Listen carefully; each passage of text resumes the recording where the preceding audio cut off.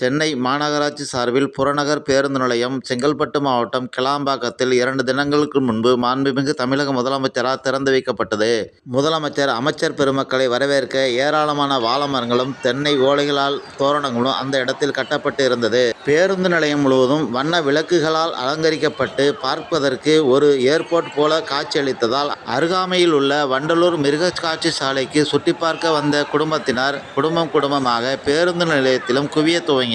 அமைச்சர் பெருமக்களை வரவேற்க கட்டப்பட்டிருந்த வாழை மரங்கள் ஆங்காங்கே சாய்ந்து கிடந்தது. தென்னை ஓலை குருத்துகளால் கட்டப்பட்ட தோரணங்கள் கீழே கயண்டு கிடந்ததால், சணல்களில் யாரும் சிக்கி கீழே விழுந்துவிடக் கூடாது என்ற சமூக அக்கறையுடன் அங்கே ஒரு காவலர் செயல்பட்டு கொண்டிருந்தார்.